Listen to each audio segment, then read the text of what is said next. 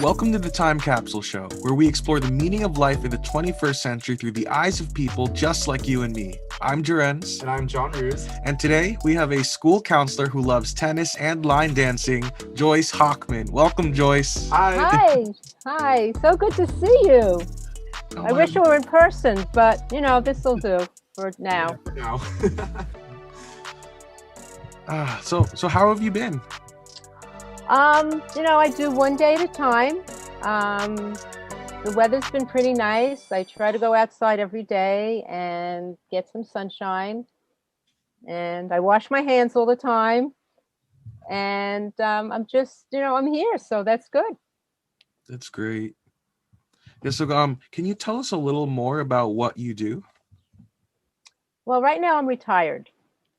So I worked, I suppose, about like 40 years of my life before I retired. And I liked working, but I have to say that retirement is wonderful. I love it. I'm never bored. I'm always busy. As a matter of fact, we were like picking a day to do this interview. It was like, oh, I can't do it this day. I can't do it that day because there's always so much going on. But I made sure that today I was home by 3 o'clock, so I would be ready for you on time. Oh, thank you. We really appreciate it, Joyce. I'm so surprised to hear that you're keeping busy because our mom, when she was off for 1 week, she was so bored at home. She didn't know what the heck to do. But you're keeping so busy now that you're retired. What are you doing now that you have 24 hours in the day? Well, maybe your mom is a lot more organized than I am because I have a lot of clutter. So a lot of time I spend like going through my clutter and trying to organize the stuff I have. But as far as being physical, I cook my 3 meals a day. So there's breakfast, lunch, and dinner. And then there's the preparation, and then there's the cleanup afterward. And then there's the food shopping, and then there's the planning. And then I try to keep in touch with friends via email or telephone. At my synagogue, I'm on a committee. They call it the Chesed Committee, where I have a number of people that I call every week just to see how they're doing, kind of check in on them. So that takes a long time also. And I try to, now that the weather's nice, try to play a little tennis. I do line dancing on Zoom a few times a week. And the good thing about the line dancing on Zoom is that nobody sees like I'm using the left foot when I'm supposed to use the right foot, or I'm going left and I'm supposed to go right. But I do miss being with the people and, just being together. But eventually things will get better, I hope. I'm sure. We hope so, too. Yeah. At some point, I'm sure it'll go back to some sort of normalcy. And then one of these days we have to get lunch together. Okay. All right. Let's meet. We can meet in Flushing or something and go to a nice restaurant. I'm down. What's your favorite song to line dance to? Oh, don't ask me favorite songs because I can't really remember which one. Like when the music goes on, I remember it. And I have a hard time like remembering like this dance goes with those steps. Sometimes I have to wait a couple of measures to see like what the teacher is doing before I realize what I have to do for that dance. But like, like this Sweet Caroline is an easy one. And Jack is Back is an easy one. So those are good. Definitely. So what were you doing before retirement? For the last 30 years, it was the last 22 years before retirement, I was a school counselor in Corona and Queens. And I loved every minute of working. As a matter of fact, I could have retired a little bit earlier, but I enjoyed working and I got so much satisfaction out of helping that I stayed on a little bit longer. And before that, I was a typing teacher, and I loved teaching typing because I knew how practical it was. And I would see that in September, the kids didn't know anything about typing. And then by Christmas time, they were typing, they were touch typing, they weren't looking at their fingers most of the time. They knew how to type a letter. Like they had a real practical skill. So I saw a big growth in them, and I stopped doing the typing when they got rid of the typewriters. I had the old manual typewriters, and then the Board of Education decided, no, we don't need to teach typing. We're going to replace all those typewriters with computers, and we're going to use them to teach the students math and reading on the computer. And they can learn typing with just a typing program. So I was, technologied out. Wow. So you were definitely there when that transition happened. That's so Yeah. amazing. Right. Well, when I started out in college, I started out as a data processing major. And we had these huge IBM 360 machines. The machine took up like a whole room, and it had the tape. And I learned how to program a little bit in Basic Assembler, a little bit of COBOL. And then it was, I graduated and I wanted to get a job. And I'm not sure what happened, but I didn't end up getting a job. I don't know if it was discrimination against women at that time, or that it was just so new in the industry that there weren't that many jobs available. But I never worked in the computer field. What happened is I went back to college and I got a degree in teaching business subjects. So that's how the data processing ended up teaching typing, because I had so many business related courses from the data processing degree. It was easy for me to become a business teacher. And, things kind of fall into place that way. And then when I was a business teacher, one of the requirements for the Board of Ed was to have a master's degree. And I liked being with people and helping people. So I got my master's degree in counseling, in school counseling. But I didn't use it for many years because I was very happy teaching typing.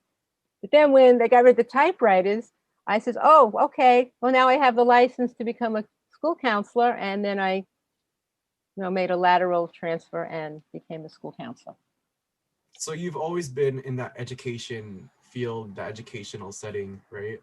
I've always been in people fields because, as I said, I worked for like 40 years. So I started working when I was still in school. And like during summers, I worked in hotels upstate New York. I was at the front desk, or I worked in convention reservations, always with people. And then after I retired, I worked for the US Open with people. So I've always been, a people job. People person. People person. You love people. I love Let's people. say you're pursuing a different path. Let's say it wasn't with people. What would you be doing and why would you be doing it? So I would pick a profession that was in a happy environment. And the reason I say that is when I was a school counselor, even though I loved my job and I felt a lot of satisfaction with it, because I heard so many problems at work, and it was very difficult, a lot of judgment calls. I took home a lot of problems on my shoulders sometimes. I would stay up at night thinking about, how to implement the best services for the students. It took a toll on me physically, emotionally. I remember like my first day working at the US Open, and I walked outside lunchtime and the music was playing and families were together, and it was just like really, really happy. And I just felt different being in an environment where it was happy instead of only hearing problems.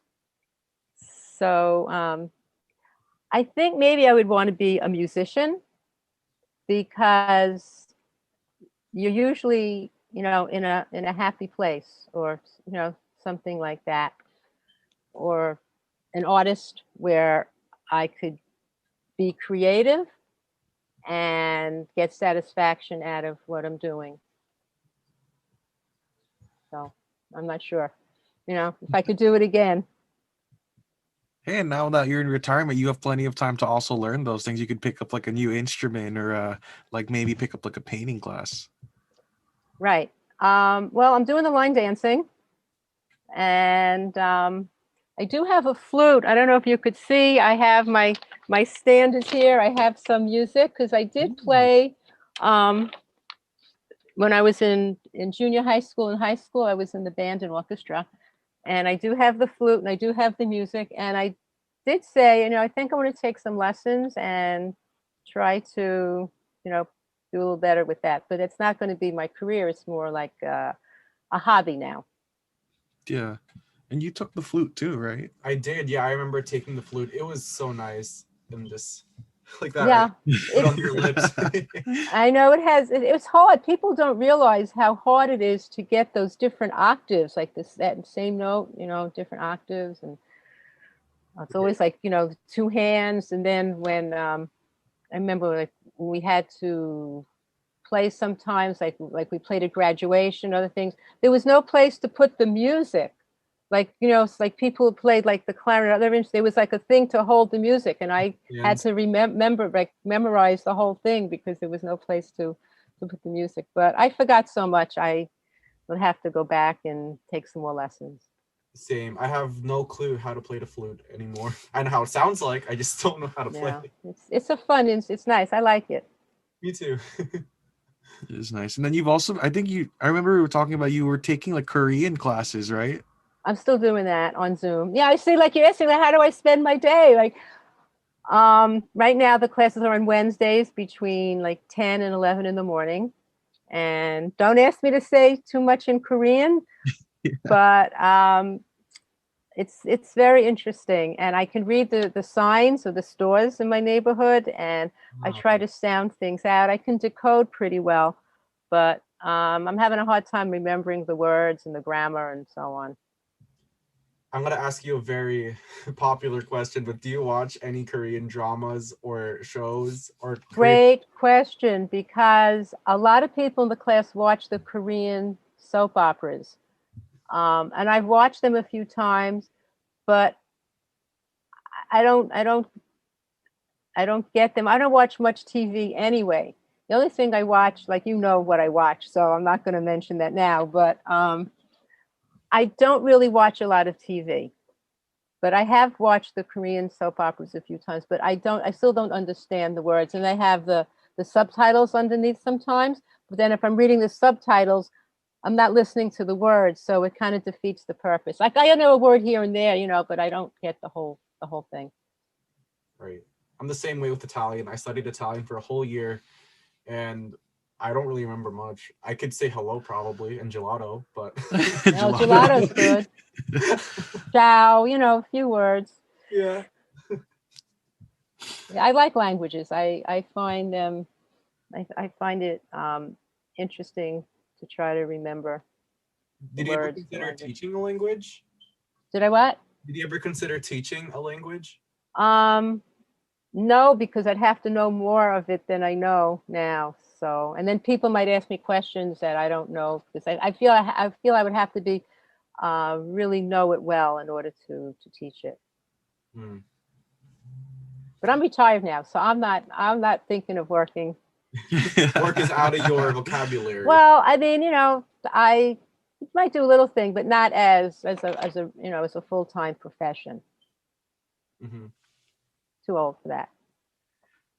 So we're now at the segment of the show we like to call past, present, and future. So we're going to be exploring 3 different periods of your life. So how do you see yourself now? And how does that compare to the person you were 5 years ago? I see myself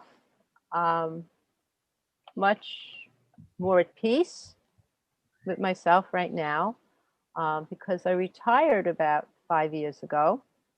And it was a little bit different, like transitioning from, having the identity of a working person to being a retired person. But I feel my basic person is still pretty much the same. but I do feel a lot more at peace and calmer than I did 5 years ago. And how do you think things are going to be for you in the next 5 years? Well, if I have my health and my my mental abilities, I could see the next 5 years being wonderful because I'm active and I love life, and I feel very positive. But on the other hand, I do see a lot of my friends, my contemporaries are, I don't want to say, like things are happening. So a lot of negative things happen. Our bodies are really machines, and the reality of life kind of sets in every once in a while.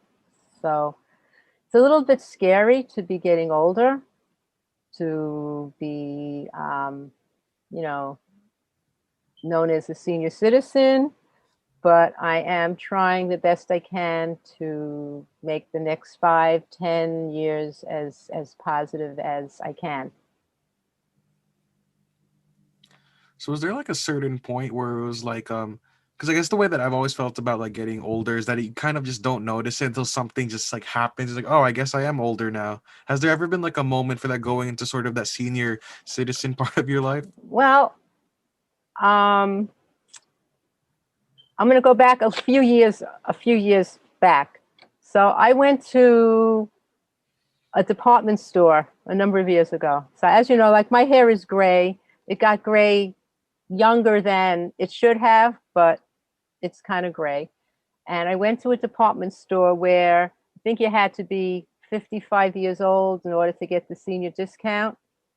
And, I'm there paying my stuff, putting out my credit card, and the cashier says to me, "Senior discount?" And I kind of looked and I was like, who is she talking to? So, that was one thing. Then the other day I was at the big post office in Manhattan, the one on 8th Avenue and 32nd Street with, all those big steps in front of it. And I kind of, made my way up those steps, huffing and puffing, but I made it. And I'm waiting online, and a younger woman comes over to me, and she says, "Wow," she says, "I don't know how you old people can do that. And you didn't complain walking up all those steps." I said, "Well, like, what's there to complain about?" I said, "I had to get up here." She says, but how do you like do it? Like, you're so old." So that was just like about a week ago, so I suppose I'm flattered and I'm happy that I could do it. Like, that's, the age is just on the outside. My inside still feels like I'm young. Good. Oh yeah, that's fantastic. And I mean So for your age, like you're doing really like well, like mentally and physically, like compared to like other people that I've met. I'm trying. It's not easy, but I'm trying.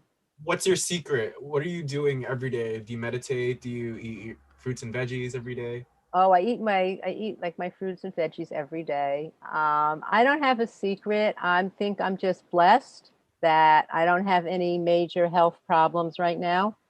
And I'm thankful when I wake up every morning that I have my parts and I can get out of bed on my own. And I'm like just happy with the little things in life.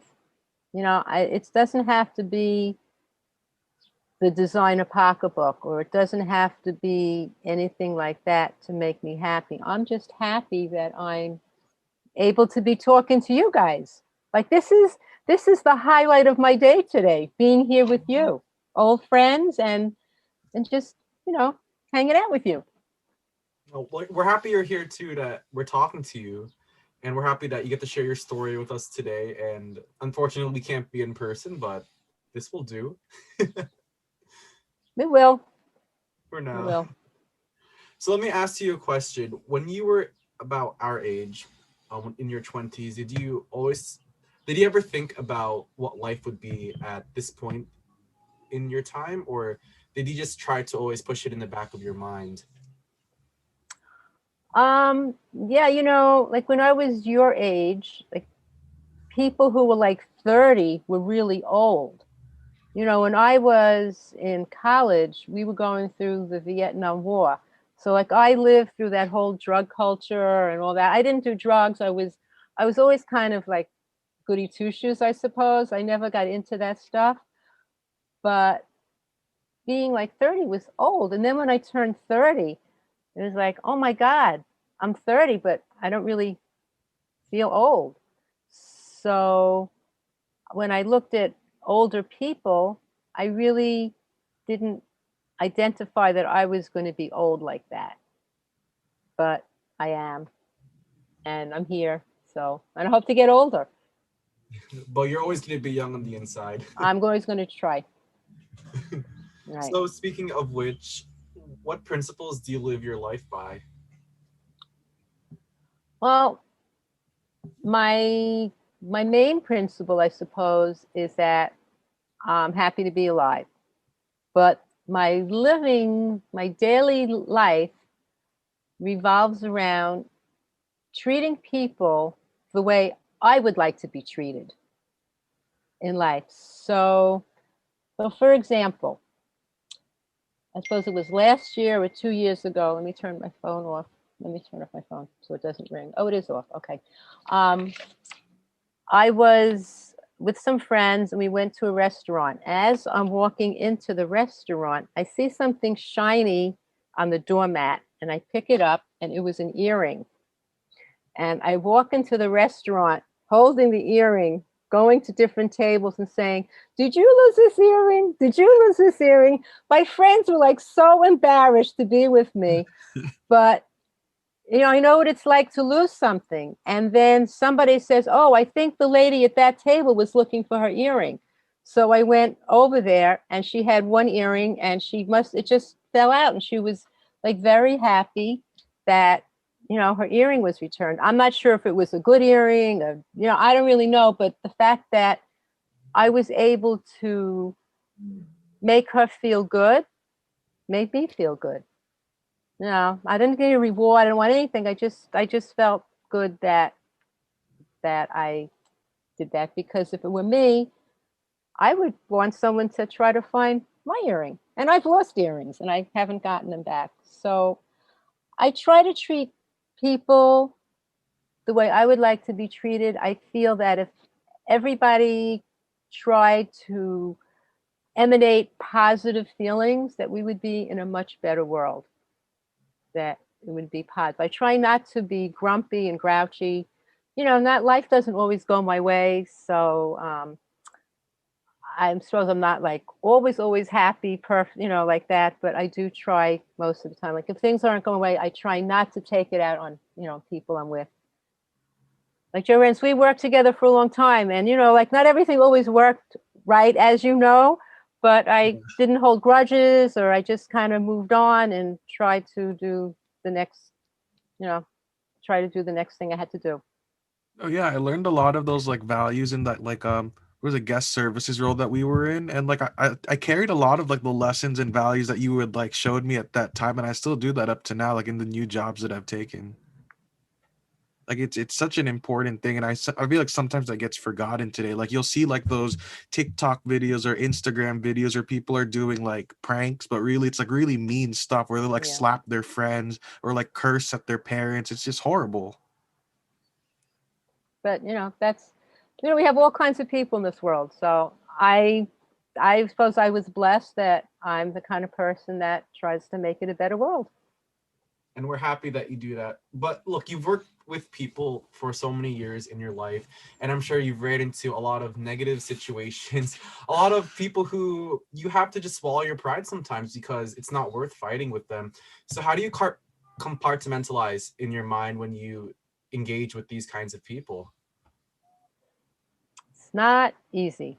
It depends. If sometimes I'll talk about it to people. I'll say, I can't believe what he said, or that look, or do you see him roll his eyes at me? Like, things that get like that. And then, sometimes people have done underhanded things to me, or they didn't understand what I was trying to say and they took things the wrong way and then they said things to me. And it does bother me. And, sometimes I try to like communicate later on with them about it. But if I can't and there's nothing I can do about it, I just have to move on and learn from my experience and try to be smarter next time and not let people take that much advantage of my kindness. Definitely, you're too kind for some people. Sometimes. But I like to make a positive difference in people's lives. I know this sounds corny, but a lot of times when I do something good, I really do feel good inside. So part of it is I'm helping them do something, but I suppose I must be getting something out of it also. Yeah, and I think that's why people just love to help in general. That's why people go into public service works, becoming a doctor, becoming a nurse, because they like to help people. They love to alleviate other people's problems. And I think it's psychology or just maybe just spiritual thing. I don't know, but it just makes people feel good to help other people. Yeah. I also think that part of it might be that I think that my giving off the positive will help the other people become positive, and maybe they will make the world a better place also because they see that it's good to do good things. I don't know. I'm not sure, but maybe it's very naive, but I think that I try to like give off good vibrations to help the world be a better place. Right. And hopefully it's a chain reaction, like a domino effect. Right, that's the word. Like that shampoo commercial from years ago. It's probably before your time. If you tell two people, and they'll tell two people, and they'll tell two people, everybody will be using that same shampoo. I forgot the name of it, but I remember the commercial. Was it L'Oreal? Maybe. Awesome. Could have been. I don't remember. I don't remember. It could have been. I have to look it up. After you get off, I have to go on the computer and see if I can Google it. Okay. And so in life, like we've discussed, like there's a lot of different things in life, some good, some bad. What things in your life would you say you're grateful for? I suppose I have my health, so I'm grateful for that. I have a lot of friends, good acquaintances. I had a career that I enjoyed doing while I was doing it. And I'm, just grateful that I have my health and I'm alive and I have a roof over my head. And I've worked hard to get where I am, but I was able to do those things. So I'm thankful and grateful for that. So now we're up to the part of our show where the question is very similar to the title, time capsule. So if you were to leave something in a time capsule for people to dig up 100 years later, what would you put in there and why?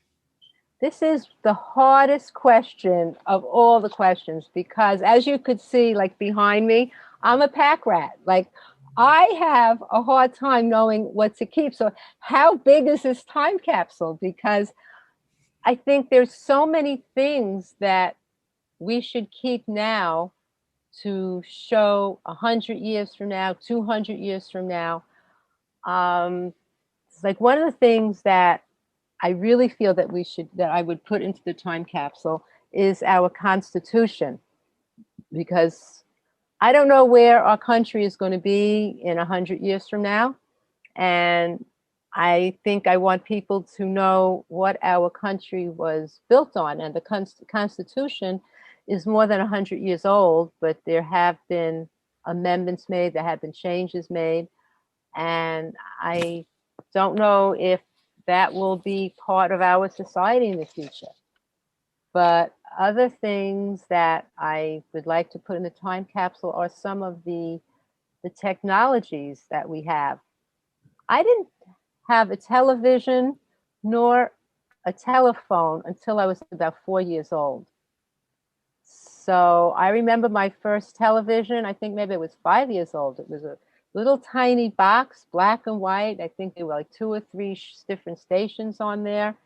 I didn't grow up with Sesame Street. I didn't have like a computer. I learned how to occupy my time, and I didn't have like a lot of kids on my block or anything like that. And, I survived. So I think even like saving like an old telephone, whether the flip phone, something like that to show people how antiquated we were in 2021. There were no microwaves when I was growing up. They had none of that stuff. So I would also want to put in a lot of photographs, and on the back of the photographs to write who the people were, when the photographs were taken, where the photographs were, and what the event was. Because it's very possible that a lot of the things that we do now are not going to be done in the future. I agree. It's Even definitely gas powered cars. I mean, 100 years from now, I don't know if they're going to, gas powered cars, or now we're wearing masks because of COVID outside. Maybe in 100 years from now, we're going to look like when we watch a space movie that we're all going to have some kind of helmet or something over. I don't know. So I really think it's important to leave pieces of our technology that we have here. Also, I'd like to leave some seeds, like vegetable seeds and things like that, because with the way that they're changing, developing plants to be resistant to pests and resistant to weeds, I'm not sure if they'll have the same kind of food we're eating now. It's true. It's that's like all such the a good genetically thing. modified Yeah, food. That's such a good answer. I don't think we've heard anyone say that they'd put a seed in. It's such a great point. with the seed Everybody, packet, so you know what it is. Yeah. I'm surprised you didn't say that you put a typewriter in a time You capsule. know what? I have it on my list, but I suppose that's part of technology. I still have a manual typewriter in my apartment. Wow. And, people say, like, just, you have so much stuff. Your apartment is so crowded. Like, give me the typewriter. You're never going to use it. But it's just such a part of me that I have a manual typewriter. I can't get a ribbon for it anymore because you can't get ribbons. If the thing breaks, I don't know, how to fix it that well, but I do have a typewriter. And I know that when I do, die, or when I have to leave my apartment, my daughters are just going to get a big dumpster, and I could just see all my things are going to go into that dumpster.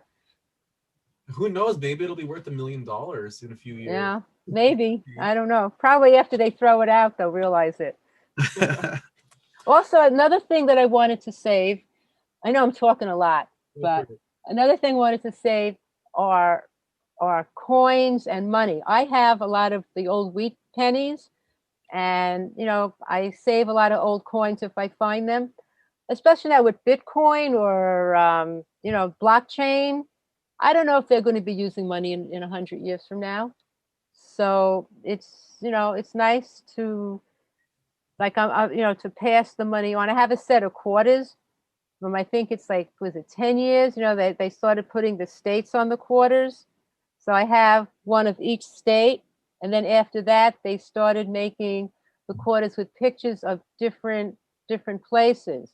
Like, I don't know, maybe the Liberty Bell or some of the islands that the United States owns, like some of the territories. So I have not all, but almost every one of those quarters that I've saved. When I do the laundry, I look through my roll of quarters before I put them into the machine to see if there's any quarters that I still need for my collection.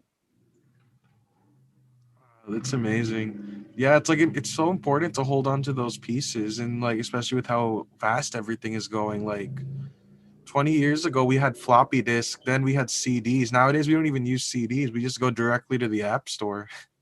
Right. Well, maybe you do. I'm still, I said, how do I do with this? Raw help. But I got on today, so that's pretty good for an old lady. I knew how to figure it out. Yeah. All right. All right, so here's a bit of a tough question. So you've gone through a lot of life experiences and you've been on like an incredible journey. Do you have any regrets in life? Oh, sure. You want to know them?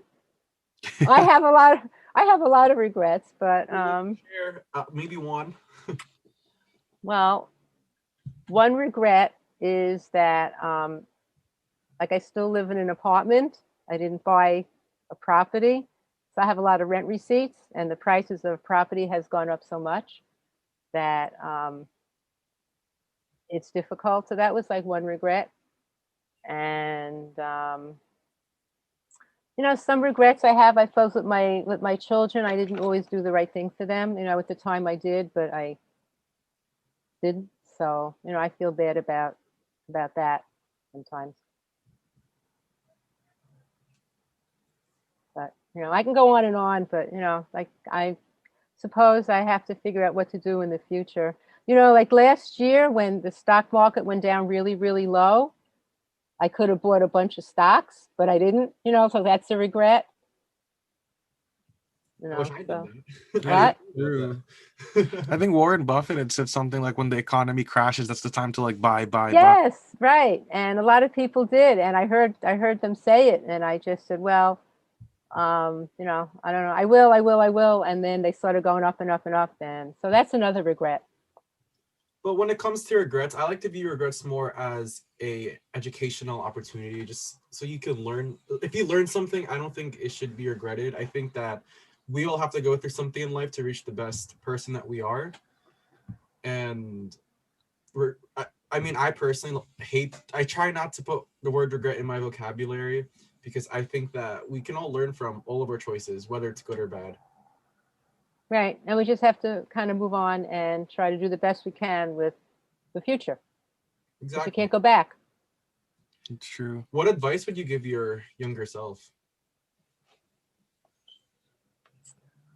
Don't be so self-conscious. Do the best you can, and just be yourself, and maybe don't be so kind to other people all the time. I can Think relate. of think of yourself. Think of yourself first more. That's true. That's the same thing it's like a message that's often forgotten, but that's the same thing they also say on the airplanes, like help yourself before you help others, like with putting on that Right. oxygen mask. Right. Yeah. So, I don't have that many regrets, and as far as telling myself what to do, I am here now, and I think I've done a pretty good job with what I had. So I'm here.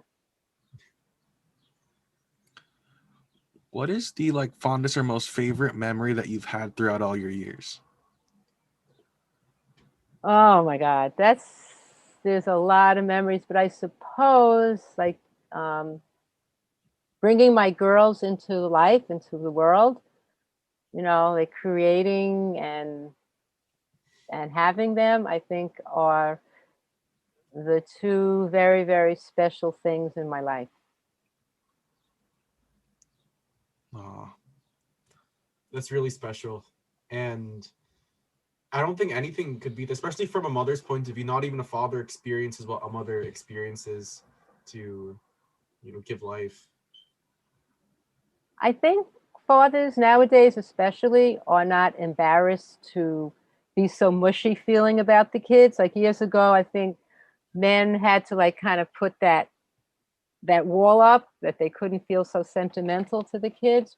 But I think things have changed. I think men are now taking a much bigger role in bringing up the children, changing diapers, babysitting, because the mother is going to work, and I think things have changed. But I agree with you that at that moment when the baby's born, or when you wake up from the anesthesia or whatever it is, and you see the baby that came out of your body, it's like a very special thing. And to be able to be and to that's your child, like that's DNA, the whole thing. It's very special.